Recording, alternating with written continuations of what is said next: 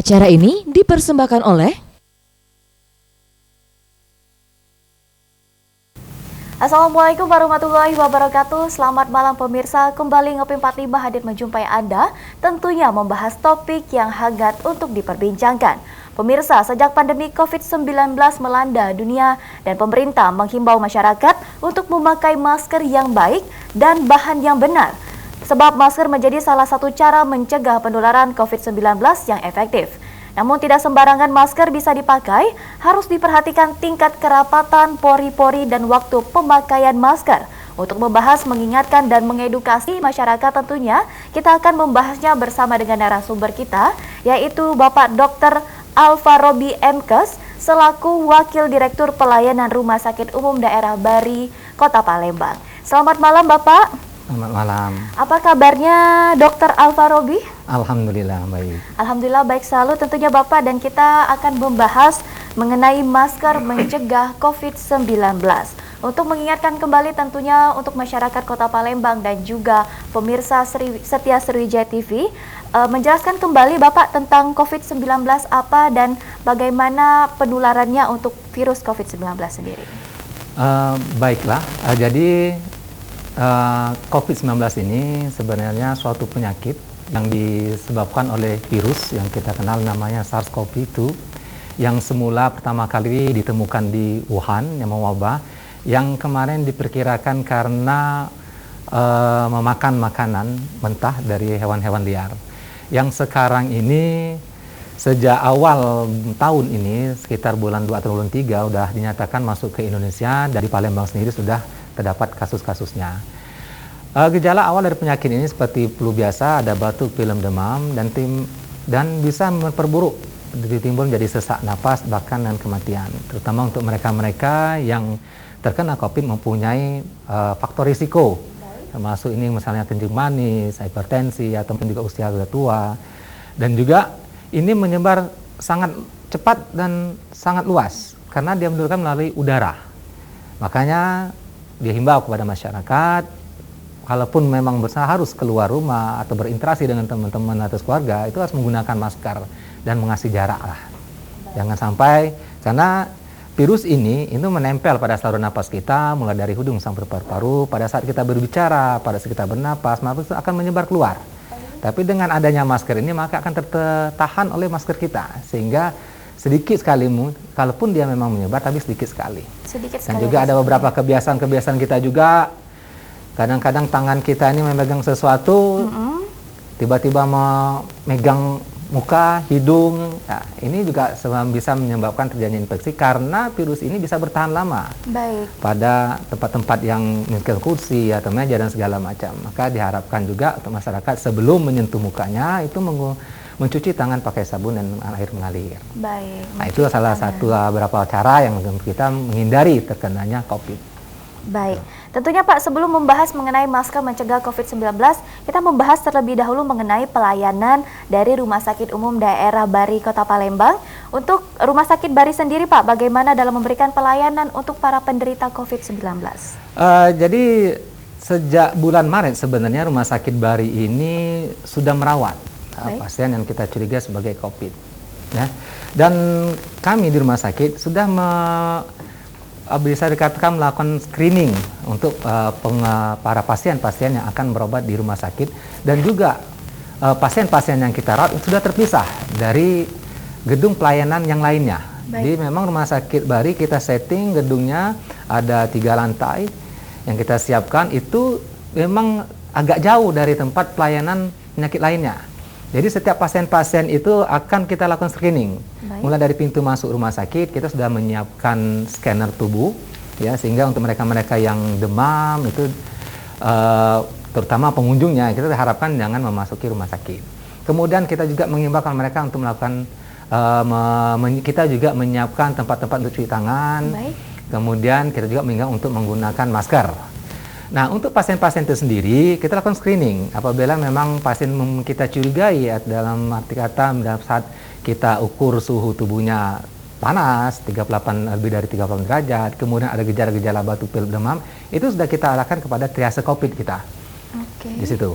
Dan kalau memang perlu dirawat, kita sudah menyiapkan ruangan rawat tadi yang saya sebutkan tadi. Kita mempunyai sekitar 60 tempat tidur dengan 44 yang tidur utama dan juga ada fasilitas ICU-nya.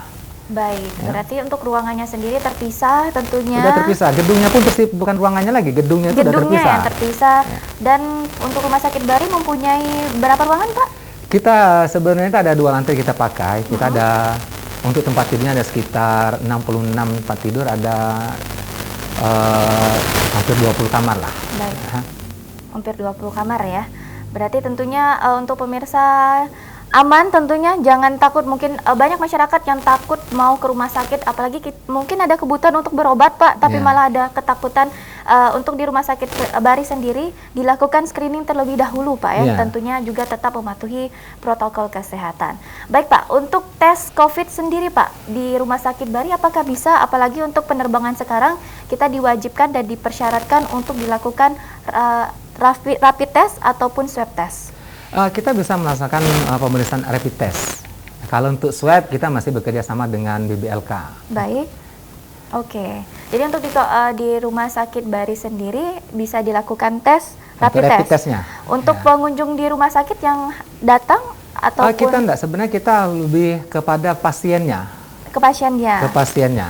Baik. Jadi pasien yang kita curigai dari screening tadi ada gejala demam panas, batuk pilek, dan suhu memang tinggi, kita lakukan rapid test.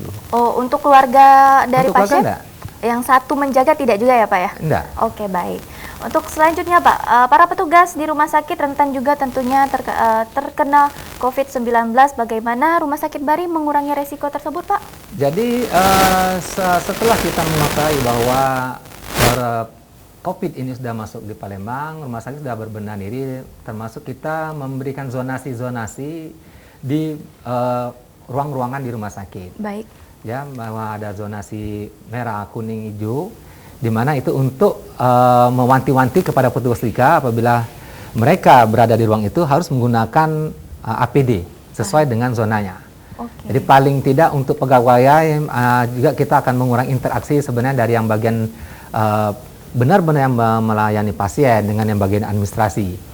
Nah, yang pasti itu kita protokol kesehatannya kita jaga. Jadi kita menggunakan masker, kemudian kita jaga jarak, ya. Kemudian memang di awal-awal kita melakukan WFA, jadi kita untuk yang di administrasi kita berbagi hari. Cuman karena pelayan semakin hari makin juga meningkat, kemudian juga ya Bari sampai detik hari lumayan juga merawat, ya.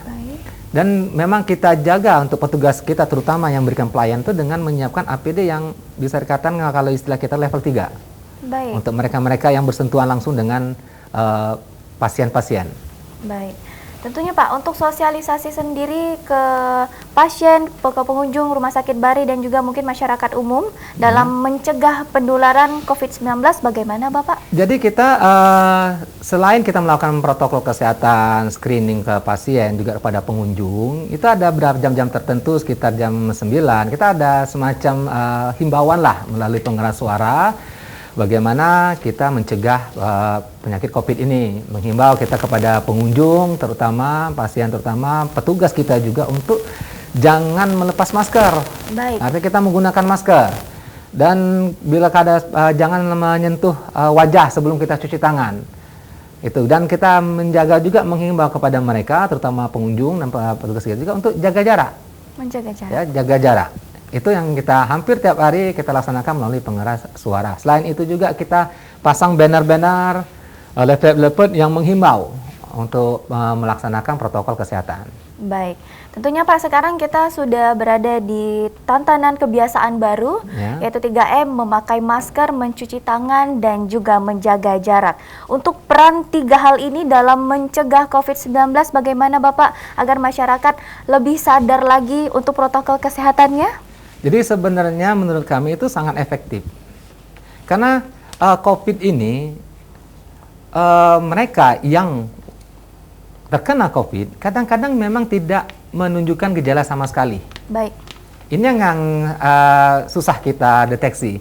Jadi kita tidak bisa memastikan seseorang yang dekat kita itu positif atau tidak.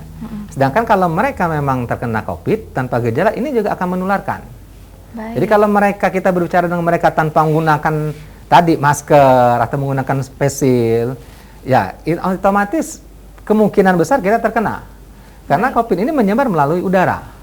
Jadi kalau kita menerapkan protokol kesehatan, itu bisa dikatakan lebih efektif lagi. Karena artinya, kalaupun memang ada yang kita sebut namanya OTG, orang tanpa gangguan dengan positif, ya, maka pada saat kita interaksi paling tidak virus yang keluar daripada saat mereka berbicara atau bernapas, itu akan tertahan dulu maskernya. Tertahan oleh Nah, masker. sedangkan yang di udara di luar ini juga akan tertahan sama masker kita. Jadi Baik. kita saling melindungi lah. Saling Gitu. melindungi orang lain dan juga melindungi diri kita Kita sendiri. Tentunya ya Pak ya. Ya. Baik, untuk pemirsa Ngopi 45 bisa bergabung melalui line telepon di 0711 364 111 atau di 364 666. Dan untuk pemirsa Ngopi 45 tetap di Ngopi 45.